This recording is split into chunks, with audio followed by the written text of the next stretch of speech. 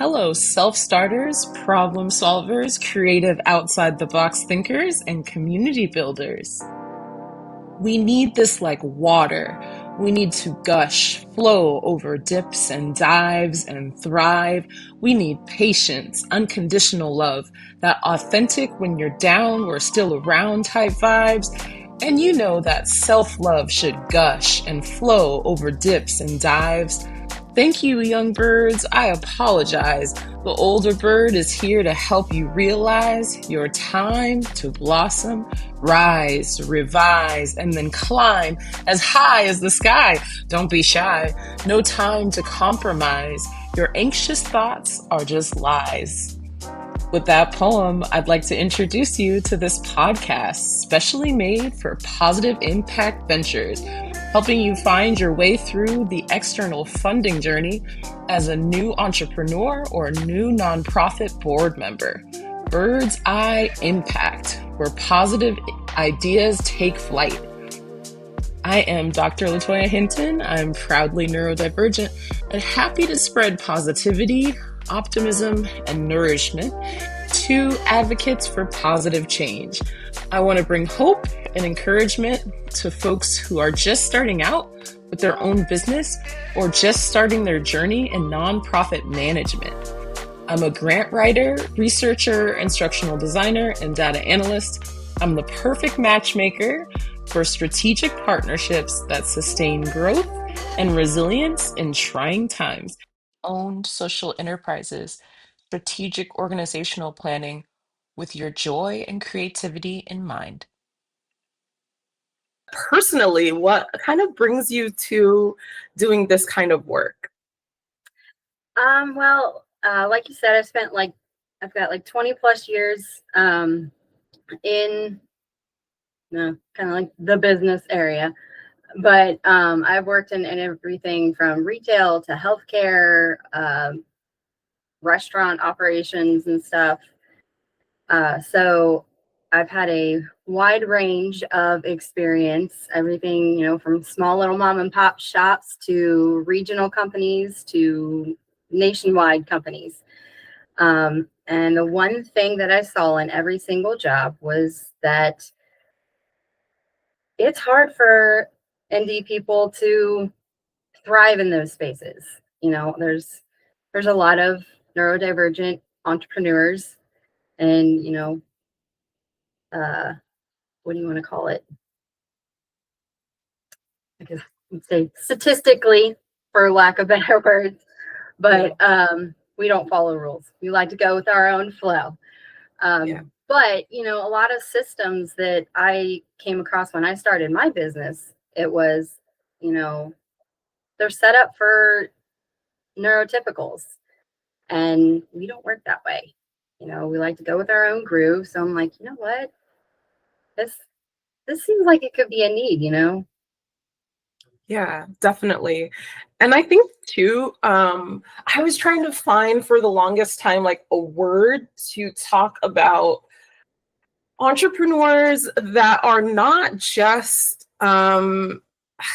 creating a business like solely for profit, right? Like they want to make a social impact, and they're targeting a particular group to create some kind of beneficial service or product, right? And so I talk with a lot of neurodivergent entrepreneurs, and it's a really common theme actually to create more accessibility for the neurodivergent community. Would you say that that is the reasoning behind why you became a social enterprise founder? Absolutely. 100 million trillion fulfillion percent. Yeah, because accessibility is huge, right? And so I really do think that that niche to fill is so large. And I'm just super excited to hear more about like how you bring in your experience with operations. I think it's something that I don't quite see as much. And so I'm super intrigued by that. And I have this question for you about how you expect your positive impact will spread in the next 5 years. So maybe you could talk a little bit more about like operations management and helping ND entrepreneurs and how that positive impact will spread over the course of 5 years. Okay. Well, that's a really good point. Like, when people think they want to start a business, it's like, okay, well, you know, I'm going to do this and I'm going to talk about it. But a lot of people I see, they kind of don't think about the back of the house, like behind what they're trying to pitch or sell. And they're like, oh, you know, I'll wing it. I'll use a Google Doc or a sheet or, you know, something like that. And, or, you know, with our lovely social media algorithms, there's all different kinds of platforms and apps that ads that you keep seeing pushed left and right, you know, because that's their audience. But it's, a lot of people don't think about it. And I even agree that that is the same for a lot of businesses and corporations. They don't think about their back of the house operations and how things are going to flow until it's a problem, until it's overwhelming and things are slipping through the cracks. I've heard so many times business owners and people just say, well, you know, that's just how we've always done it. We just manage it. Every time I hear that, I'm like, oh, no. Like, no. Change. You absolutely can change. There is an easier way. Yeah. It's definitely doable. But like, I want to bring light to that. And, you know, like, if you get your, for lack of better terms, get your house in order first, everything else flows smoothly. Mm-hmm. And, you know, I've worked with a few VAs, because that's what I started out as a VA.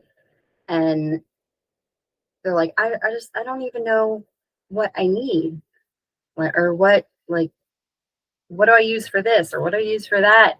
Yeah. And they just, you know, go with the program that they hear a lot of or a lot about. And that's what drove me to specifically work in Notion. And it's like taking a blank piece of paper and making it what you want, is what I love about it. So that it works with your brain, not everyone's.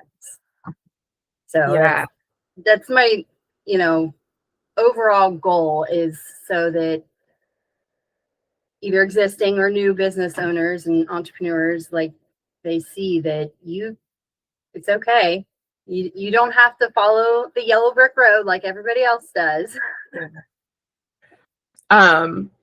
I have dyscalculia, and so I'm learning to call myself a math person because I was completely left out of math education unless there were visuals involved. And so I was awesome at trigonometry and geometry.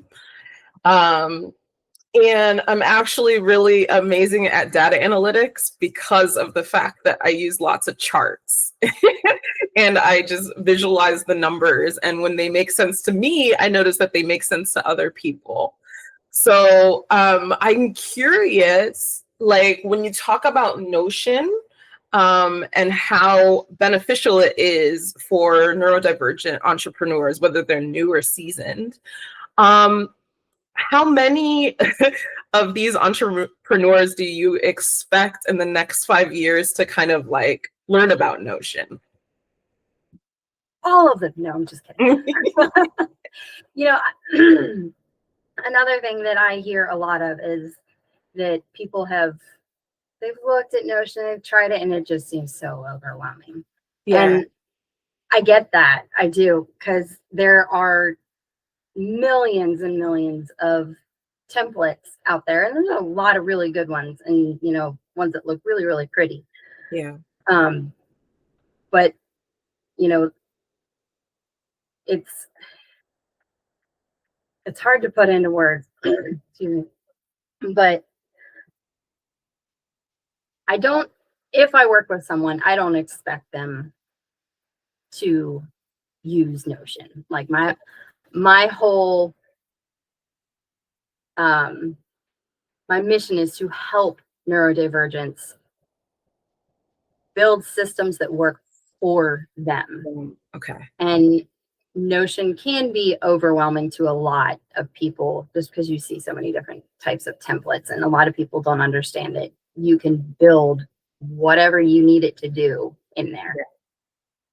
And so I always tell everyone, Notion is my go-to. That's what I'm good at. But, I ask them first, what do you need? Nice. I like that. What do you expect your, back of the house operations to do, or what do you need it to do? And, if there's another platform that they feel more comfortable with, sure, we'll go with that. I've worked with all kinds of them, but I just feel that Notion is absolutely amazing because you can build it to how you want it. Yeah. I keep saying that.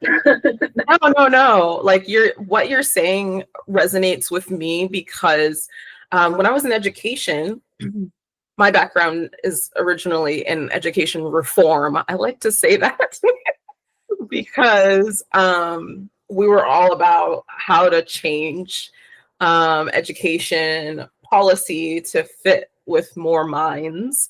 And so I remember when I was doing, well, actually, even when I was done with my PhD program and I started my first job as an instructional designer, one of the things that we focused heavily on was universal design for learning.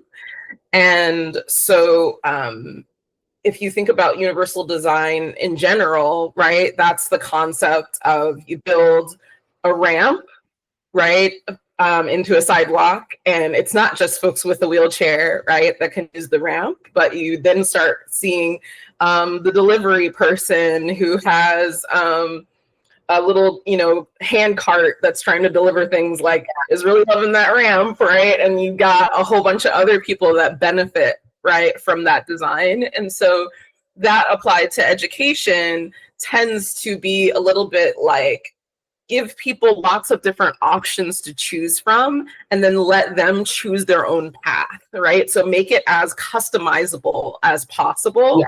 And so I love that focus that you were saying, well, I'm going to kind of lay out a couple of different tools that may be beneficial to ND entrepreneurs. And then from there, they choose what works best with their brain. And lots of us already have our own structures in place, right, that we've created that work with our brains, just because, like, especially those of us who are late identified, like, we had no other choice. Yeah.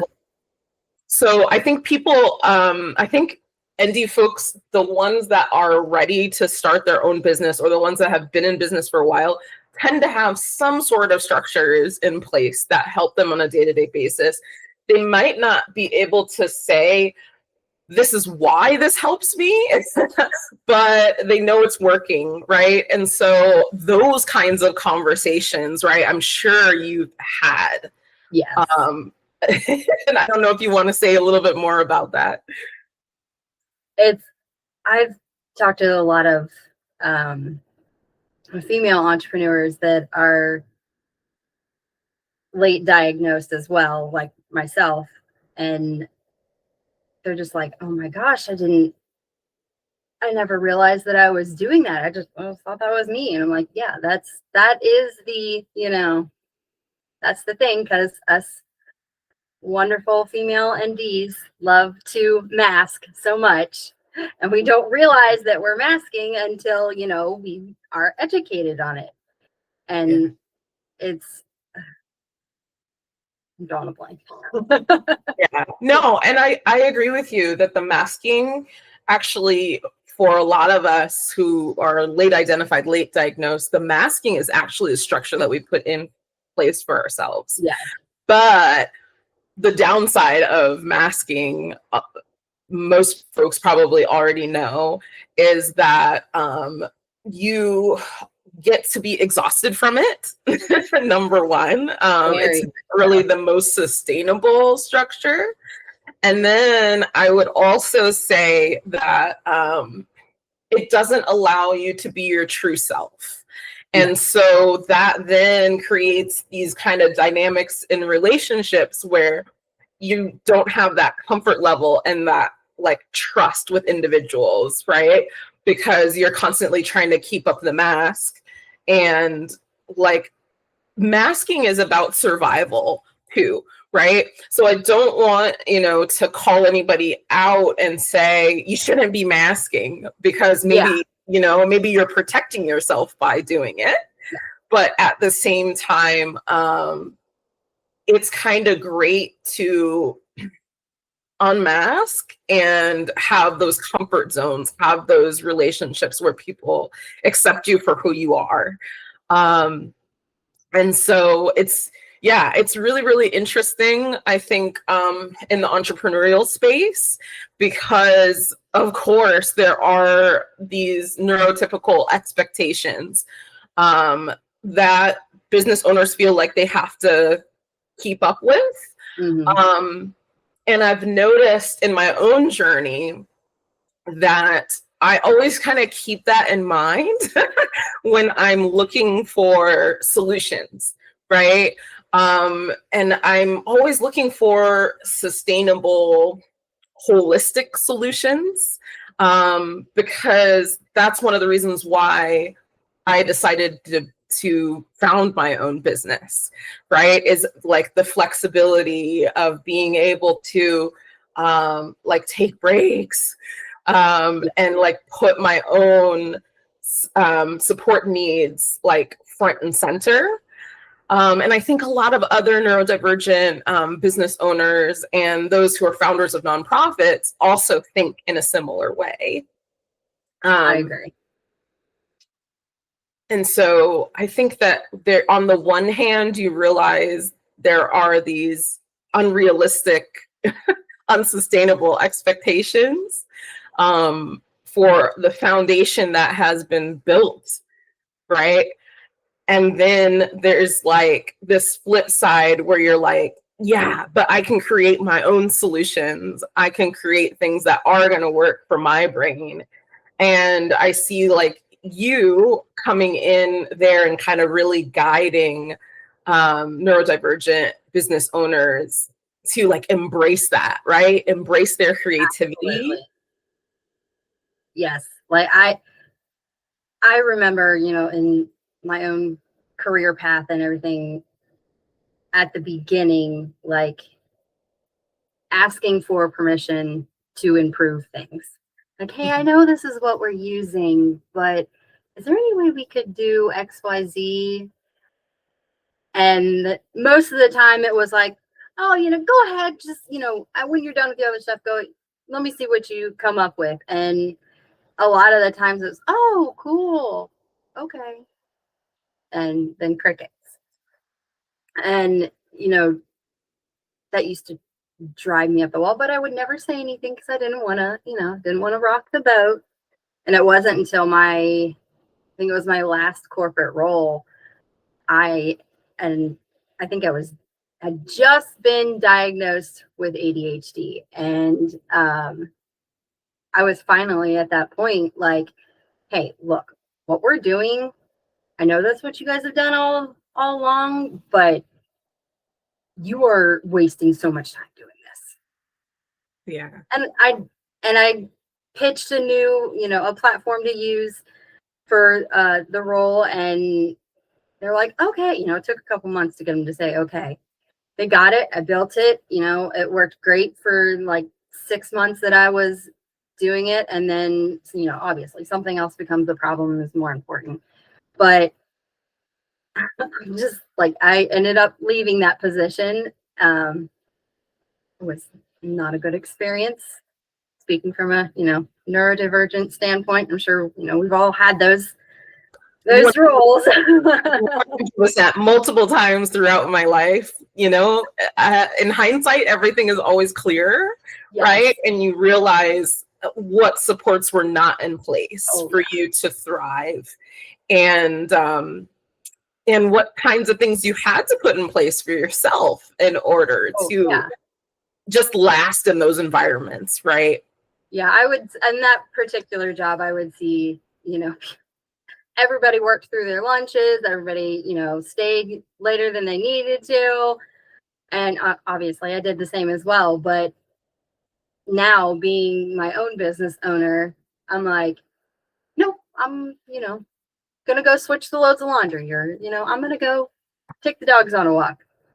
So it's hard to put those systems in place when you don't know that you should. Yeah. So much self-awareness has to take place. Yes. In order to get I still struggle with that, because there's times that I'll be on my computer, working until like 6-7 o'clock. My husband will come in, he'll say, are we gonna eat dinner? I'm like, oh, what time is it? The wonderful hyper focus deep dives. Yeah. Oh my gosh, that's me all day long. And I forget to eat. And I talk about this a lot. I do too. I have an alarm on my phone. Yeah, to remind yourself to eat. Yeah, and like to drink water and like just basic stuff, just to keep myself nourished and like make sure that my brain is able to function at max capacity. And so I set timers for a lot of things, and I purposely break up my day for, like I've gotten a lot better with it. Like when I run in the afternoon, it makes me really hungry.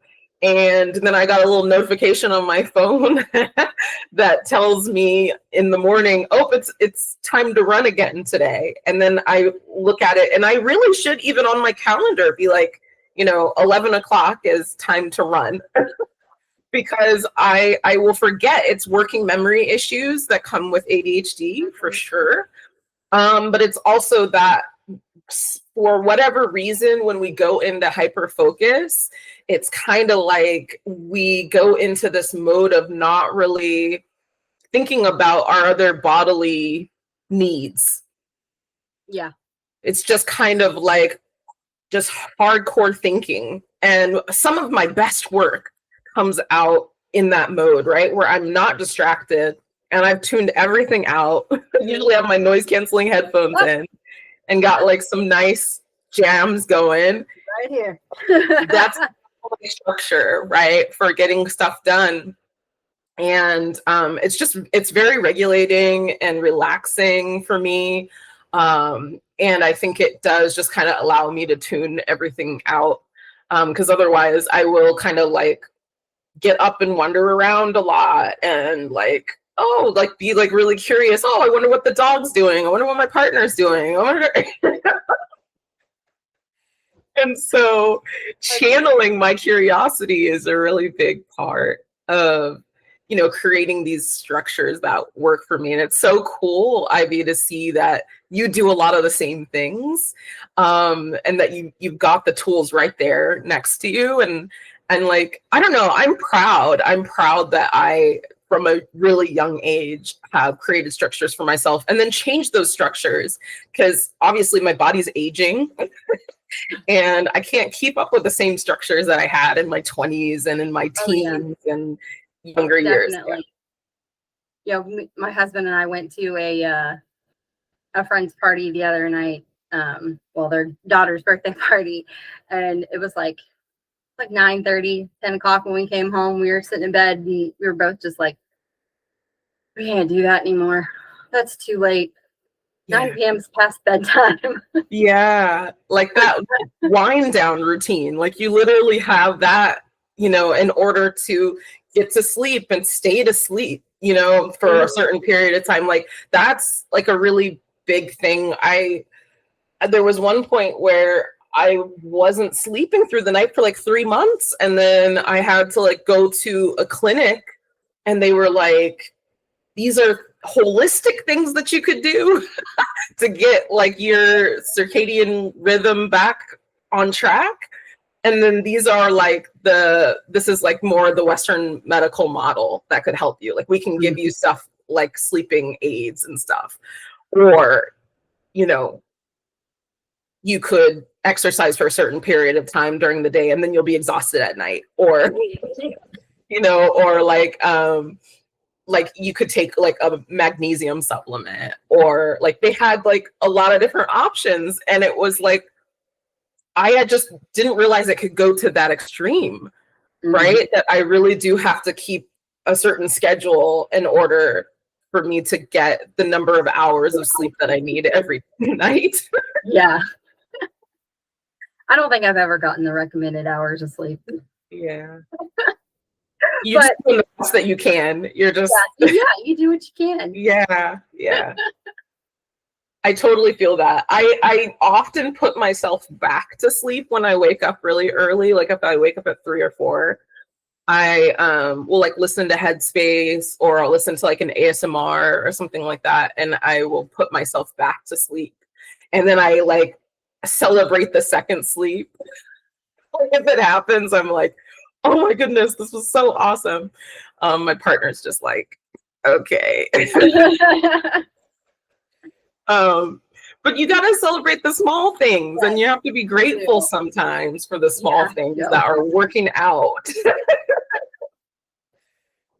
So I guess 5 tangents later, I wanted to talk to you specifically about partnerships, and like in specific, where do you typically look for strategic partnerships that align with your vision and values?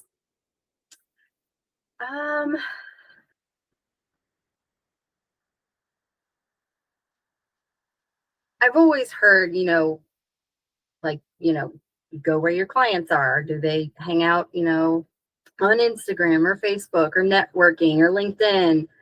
And I personally don't like that, only because you can find partnerships anywhere. You just got to talk to people. So, and that's what I love. I love talking to people.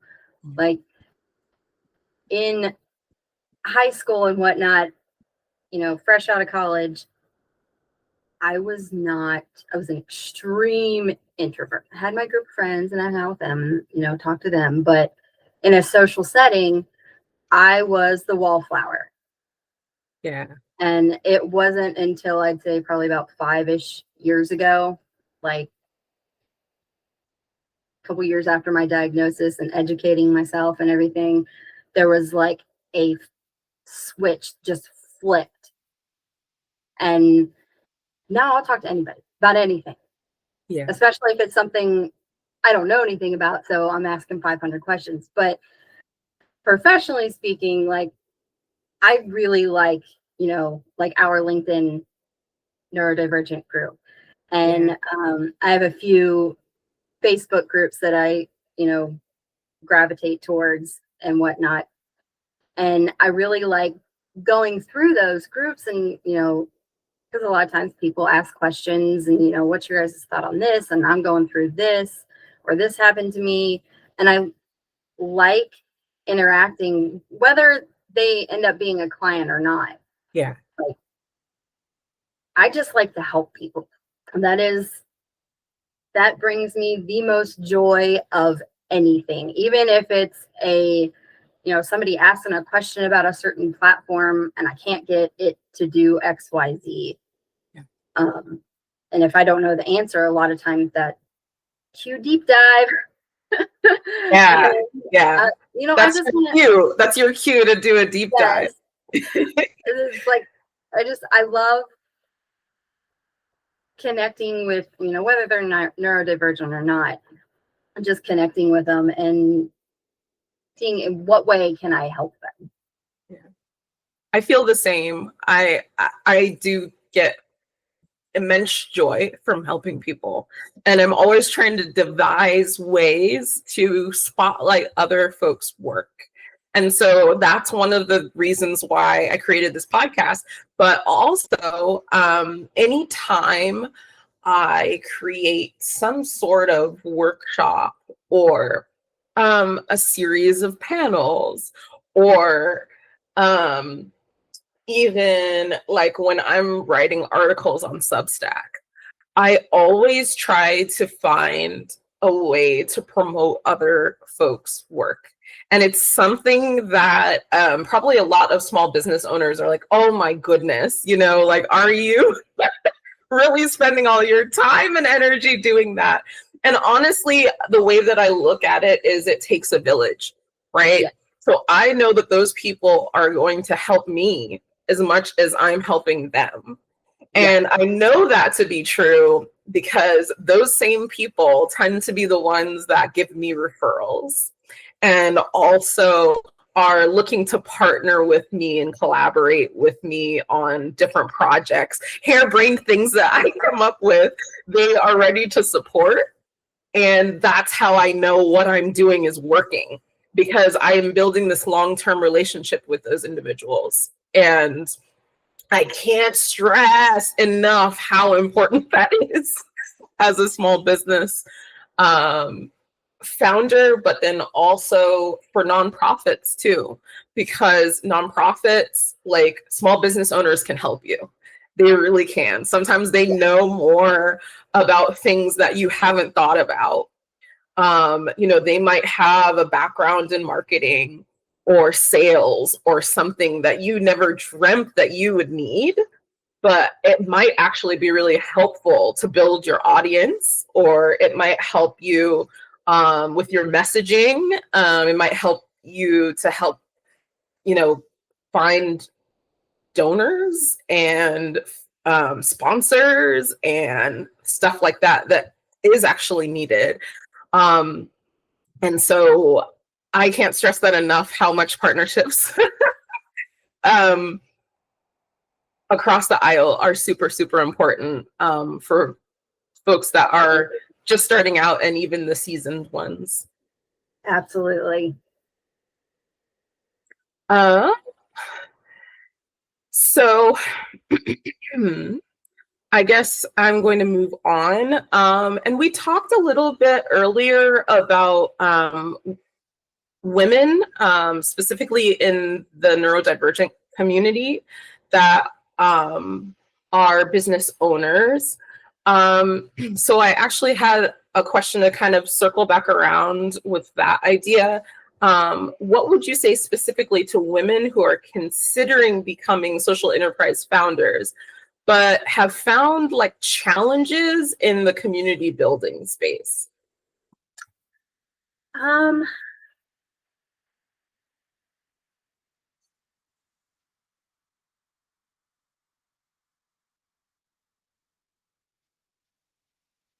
I guess it would be to, I know this sounds more operational and systems focused, but it's not. But just start simple. Like, you don't have to talk to every single person you interact with, or, every post that you see on LinkedIn or wherever it may be. Even if it's, just scrolling through and reading other people's posts, blogs, attending, workshops or, community-based things. Just start simple. Talk about what you're passionate about. I mean, most of the time when people start businesses, it's because they're passionate about something. Yeah. And just starting simple and talking can lead to so many different things. Mm-hmm. This, for example. I know. I joined a LinkedIn group like last year or something like that, and I I never really posted in there until, you know, a couple months ago, talking in what was it? I think it was about a post about your zone of genius, and I just Oh my goodness, that one really exploded on the Neurodivergent Women Leaders Creative Mentorship and Support page. Yeah, and I pinned it for a while because I was like, more people will probably love to comment on this. Because I was like ready. I was like, I got my zone of genius. Let me talk about it. And like a ton of other women in the group were excited. And so I definitely think that my polls like have definitely done that. I think I try to tap into content that is going to start like long-term conversations, right? Like I'm hoping that people reach out to each other in DMs, right? Like, because they liked something that they read in a comment, and then they're like, let me learn more about this person or their perspective. And so I think you're totally right that you've got to just start somewhere, right? Start somewhere and then stay consistent about talking about who you are and what you have to contribute and your vision for your company, right? Yeah, I actually said something similar to myself this morning, because I haven't been posting on LinkedIn, but I was like, you know what? Let's just come up with some simple, short, sweet posts, not pitching anything, not advertising anything, just, you know, getting that consistency back out there. And it can be hard, especially for us ADHDers. Yeah. The consistency is probably the hardest thing. And I think like for me, that's actually where Notion comes in, because it actually gives me those reminders of, yeah, you know, work on this strategy that you came up with and stick with it. Because otherwise I might get super excited about something and do it and then fall off. Right. And then that kind of doesn't look so good. Folks are like, is she still there? And it isn't an intentional ghost, right? It's just literally that our brains just kind of get overwhelmed with a lot of fun ideas, and we need a tool to help us to be consistent. Absolutely. And I actually use Notion in that exact way. Like, not so much in my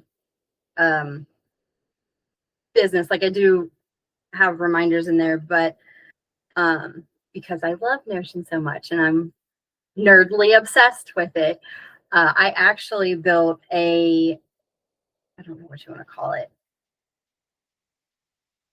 kind of like a management type database for my backyard homestead as well, to, you know, help me remember when I need to fertilize certain plants, and then I created a separate database that helps me track, you know, how much, you know, I watered this day, I mowed the grass this day, I weed eated this day, I planted this plant this day, and I have a formula in the database that tells me, you know, how many days since I planted the seed, and it helps me track all that kind of stuff. And like I tell some people about it, they're like, you have what?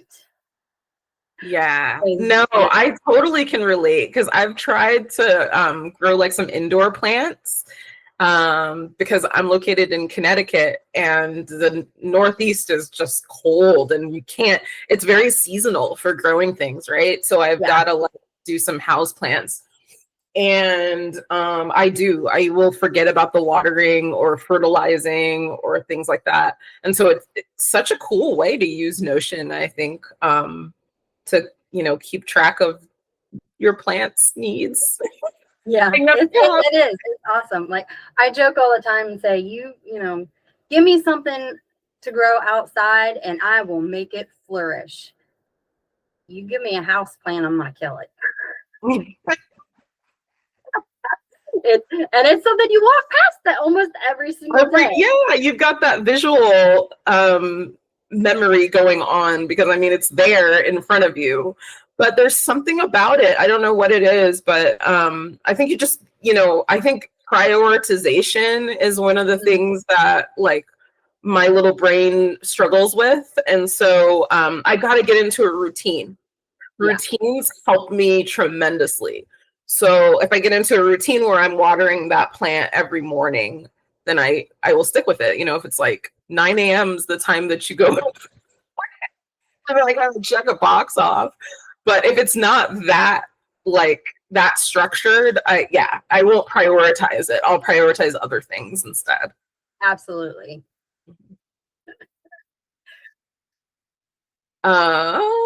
So I guess we're kind of starting to wrap up.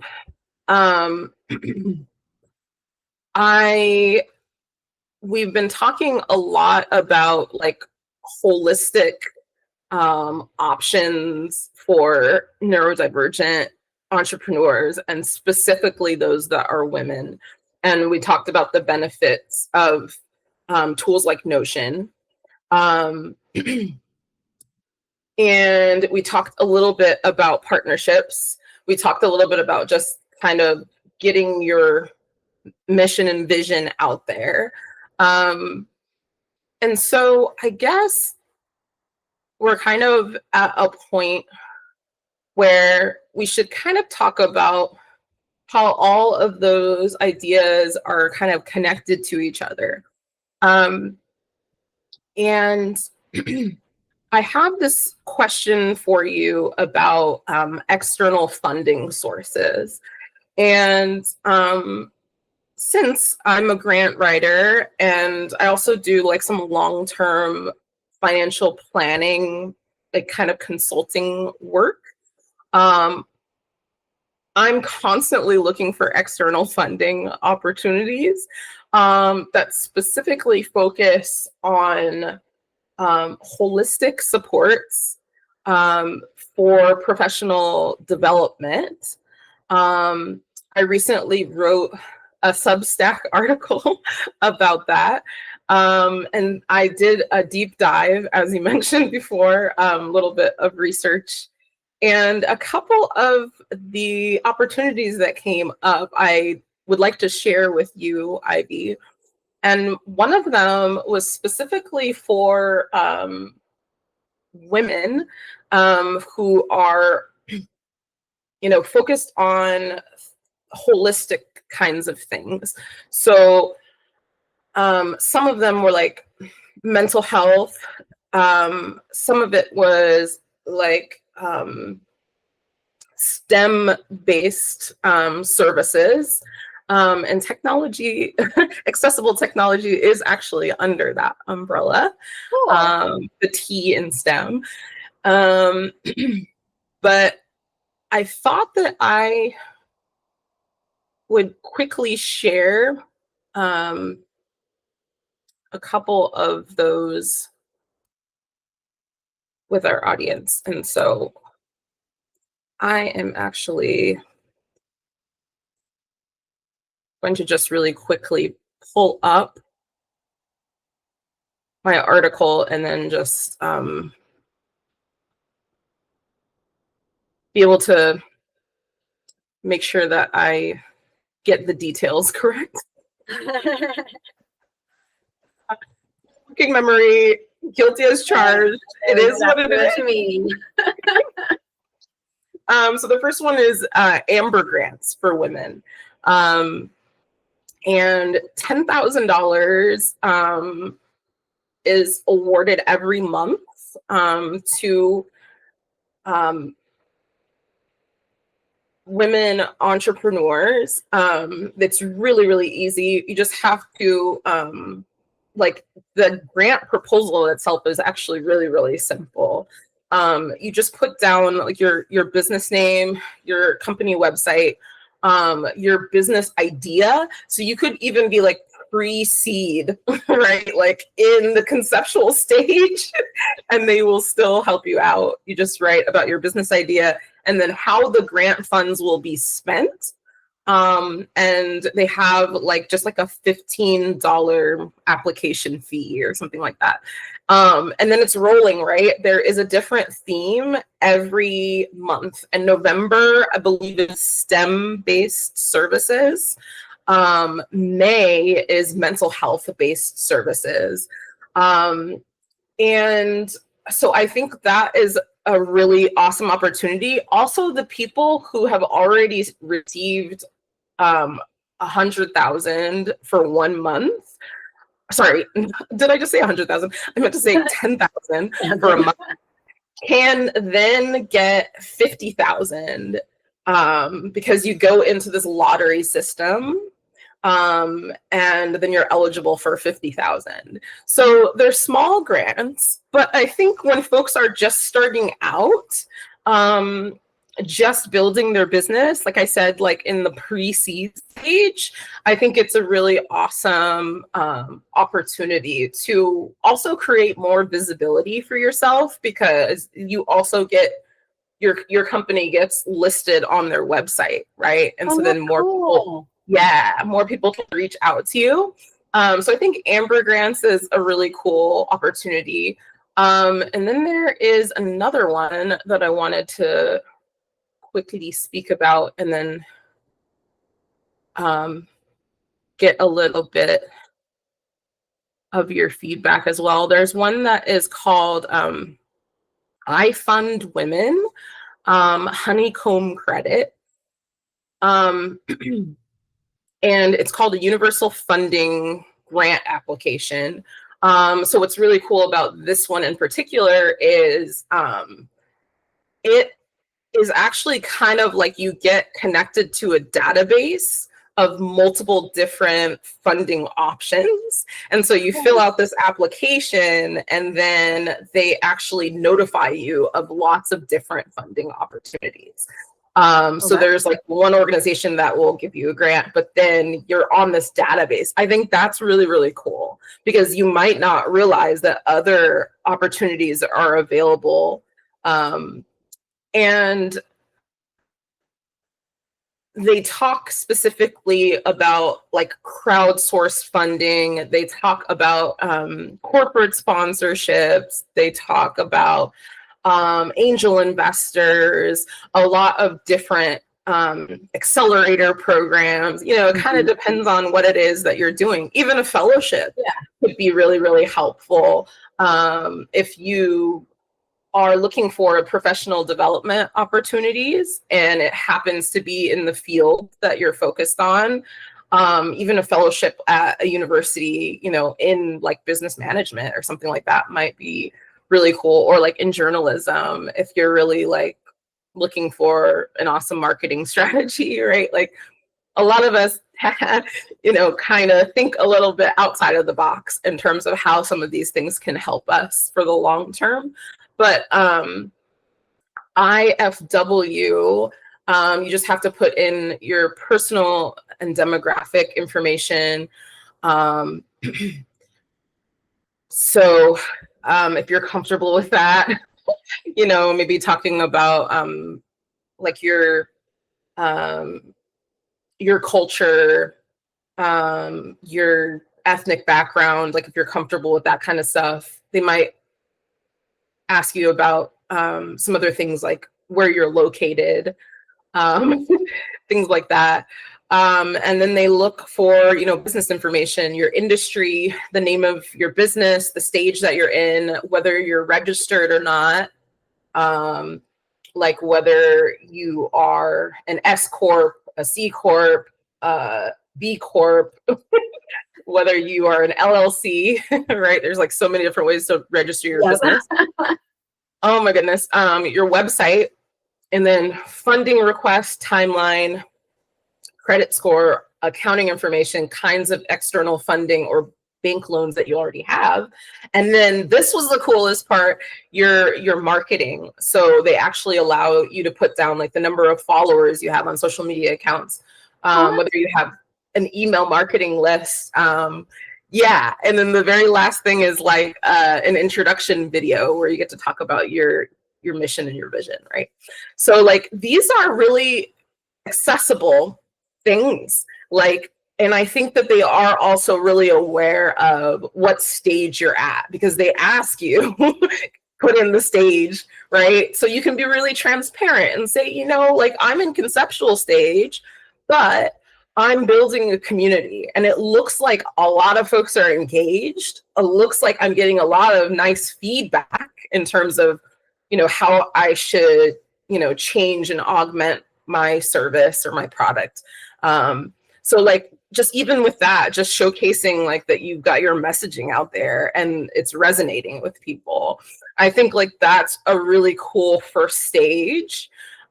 Because who knows, if you were able to get a certain amount of money, you could hire a part-time person to help you expand what it is that you're doing. And so a lot of the time with my clients for grant writing, or if they're just in that exploration stage and they're not sure whether they want to do the crowdsource funding, whether they want to get a sponsor, angel investment, they might not know exactly what route to go into. I basically just tell them that, like you said earlier, start small, right? Start small and just get your messaging out there. And as long as folks are engaging with you, you can tell that you have a little niche and you have folks that are going to help you build. That's a very important thing. And that's why I stress the partnerships so much. Yeah, definitely. So what do you think? Do you think that like you might consider applying for a similar grant in the future, or do you know of clients that you think would benefit from that kind of external funding support? I've actually, may have been like sometime last year, because both of the ones that you mentioned sound very, very familiar. And I did apply for one. I think it was the first one you mentioned, the Amber. Yeah. Something. Mm-hmm. I didn't get it, but it's okay. But I really like those, that they do like a different area every month. Yeah. They're really cool. And I think I looked at the IFW too. I've personally, with my business, I have not really done much that, like, I looked at those too, but beyond doing that, it hasn't really ever dawned on me to go down that avenue. My husband likes to say I'm a cheapskate. Yeah, I meet a lot of business owners that say, you know what, I've expanded my business just by word of mouth. And I just have referrals, and that's how I'm able to sustain what it is that I'm doing and also branch out and expand a bit.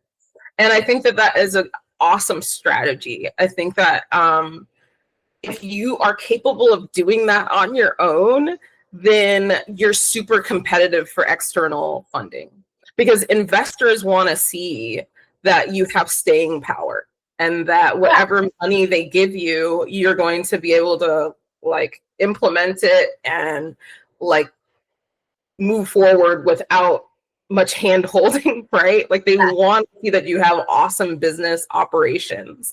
And so the partnerships is super key to that.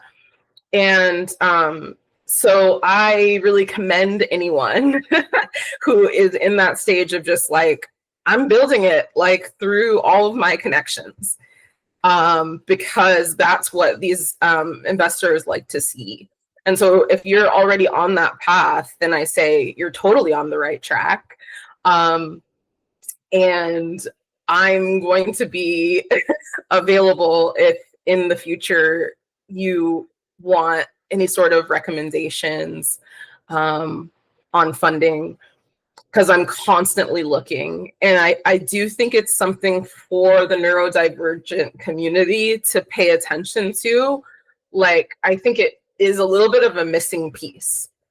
Absolutely. Because I've talked to so many neurodivergent entrepreneurs and they're like, oh my goodness, like you're not alone, Ivy. They're like, oh my goodness, this is something that I don't know a whole lot about. And I think because we have felt like we've had to create our own structures and do things by ourselves, that we haven't reached out to get the support that we need to really expand and help us get beyond the solopreneur stage and start hiring folks in our community, right? Because absolutely. Yeah. Wouldn't that be amazing? Wouldn't that be amazing to be able to do that? When I've always said when I'm, making tens of $1,000s a month, I'm just going to outsource all my social media, because even though I'm on it and I have no problem coming up with content and making videos and making graphics and doing all that, I don't like it. Yeah, I feel the exact same way. I see the benefit of it. I have to put that out there. I see the benefit of it, and I do all that I can to be consistent and stick with creating that community care. I see the work that I'm doing on social media as a way to do community advocacy, for sure. Oh, absolutely. But at the same time, for my business, it would be an amazing thing to be able to have somebody step in and help me, because it takes so much time and energy. It does. Gets exhausted. It does. And I'm not one for trends and all that. That I don't care about that stuff. But it's the managing of all the ideas, because our brains never turn off. Oh, that'd be a good idea. Oh, I could do that. It's managing all of the ideas and then breaking them down and coming up with the captions and hashtags and all that jazz. It can be daunting, and it's a lot of work. Yeah, a lot of what do I say? A lot of cognitive load when you already need lots of tools to support executive functioning. It's a lot of cognitive load. And I'm totally one of those people. I'm a millennial, I'm 37. And I grew up with social media, I was 12 when I was using, I'm totally gonna show my age now, but AIM. Yes. You remember? Yeah, we would have 40 in March. So messaging is AIM, and we would have chat rooms, and I connected with so many of my family members and my close friends that moved across the country. And so that was social media for us. That was before direct messaging, but that's all it was. It was just direct messages. And we didn't have, places to post information or anything like that back then. And then we had some other really cool sites, like MySpace and stuff. MySpace, that's exactly what I was thinking. You had to know HTML and stuff back then to design your own page. So we did, have the very beginning stages of social media. And so I was definitely socialized into it.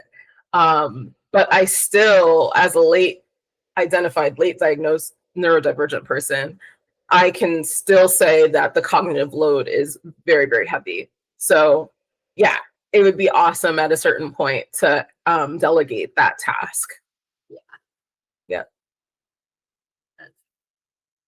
Oh my gosh, Ivy, I feel like we covered so many cool things. If you want to get in touch with Ivy and you are looking for a virtual ally who can also help you find some accessible technology tools that will help to streamline your operations for your business, I will put Ivy's information in the comments and the show notes. I have to say both because this is a video on YouTube, so I have to say in the comments, and then show notes because it's also a podcast that I upload to Substack. So this was such a pleasure speaking with you, Ivy. And so we'll have your website and any of your social media profiles and stuff like that in the comments and the show notes so folks can reach out to you, because I think you're doing powerful work and it's so needed in the neurodivergent community and among any business owners that could use this kind of support with operations, really. Yeah. Don't have to be female, neurodivergent, ADHD. I'll work with anybody just because I love helping people, love connecting with people. I've talked to so many business owners that are like, I have no idea what I'm doing. Help. I'm like, okay, what's the problem? Yeah. And that I'm like your operations therapist. Yeah, the problem solving piece is really, really important, because sometimes you don't really know what's wrong or what you need help with, but just having that patient listening ear. So yes. Anybody who's listening to this and is like, I wish I just kind of had like somebody that would like listen to me and help me problem solve a little bit. Like, I definitely see Ivy being that person for you. Yes. I have clients that I do that with on a weekly basis. We just do this basically. Yeah. I'm like, okay, well, I'll note that and we'll look into it and I'll get back to you. Yeah. And sometimes it's like you find out what the solution might be in an unconventional or uncommon space, right? Absolutely. So I love that. Thank you so much, Ivy, for coming to chat with me today. Thanks for having me. And I will make sure that we reach out to each other again and collaborate in the future. I would love that. Awesome. All right. Well, that concludes this particular episode of Bird's Eye Impact, where positive ideas take flight. Bye.